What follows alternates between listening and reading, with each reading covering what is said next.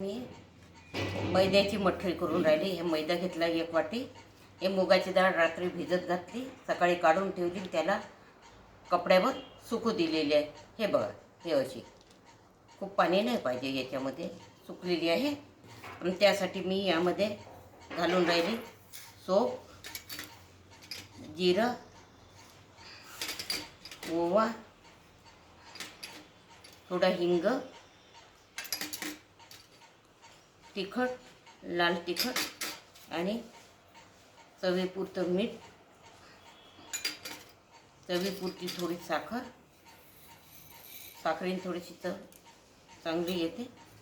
आणि यामध्ये थोडं तेल घालून घेते, हे बघा. आणि याला चांगलं मी मिक्स करून घेते. आता हे सगळं साहित्य टाकून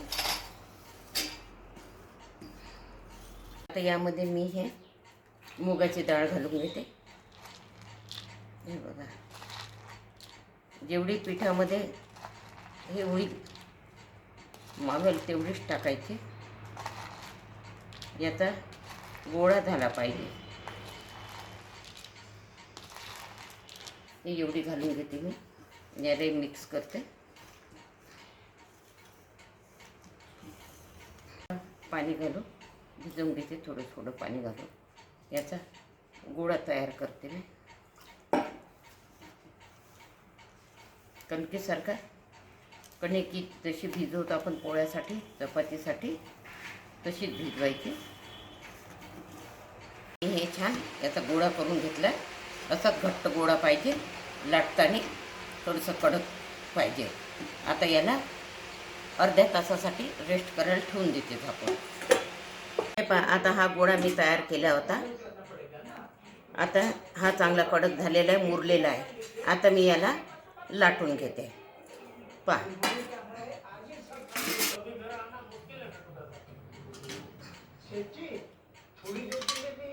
यामध्ये ठेवून देते.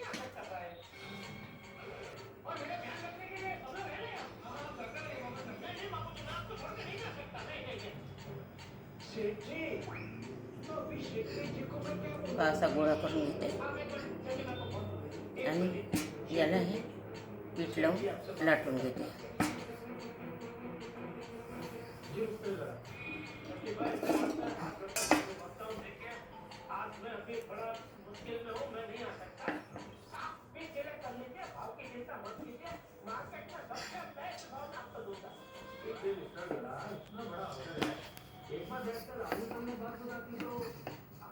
आपकी बात तो बराबर है, लेकिन यहाँ मेरे बापू जी जरा प्रॉब्लम है, तो उनको छोड़कर मैं अपने पर नहीं आ पाऊंगा. इनकी एक बार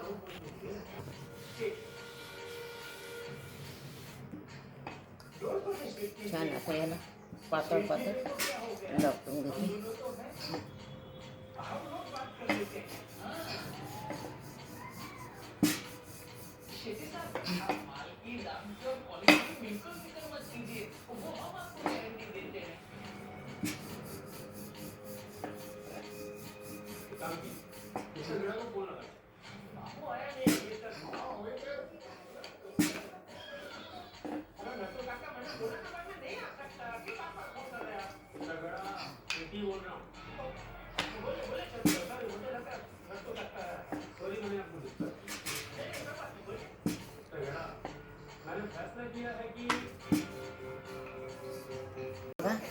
ही छान पोळी लाटून झालेली आहे. हे अशी पातळ, खूप जाडी नाही पाहिजे, अशी पातळ केलेली आहे. आता त्याला मी हे टोचे देऊन देतो, म्हणजे ही फुगली पाहिजे नाही मठरी. हे असे टोचे देऊन द्यायचे त्याला आणि मग कापायचं. पुरा हे छान पोळीभर टोचे मारून घेतलेले आहे. आणि आता मी या ग्लासानं कापून घेते याच्या पुऱ्यासारख्या.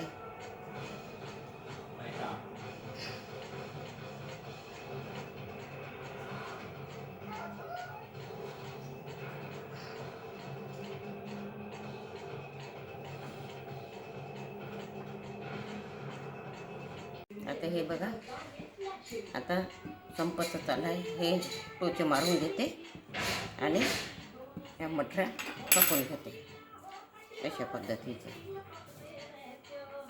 छान अशा पातळ पातळ लाटून हे बघा. ह्या मठऱ्या एवढ्या मी लाटून ठेवलेले आहेत. आता गॅसकडे जाते आणि तळून काढते. आता मी गॅसवर तेल गरम करायला ठेवलं आहे. आता छान तेल गरम होऊ देते. आता हे तेल छान गरम झालेलं आहे. आता मी हे मटर सोडून घेते.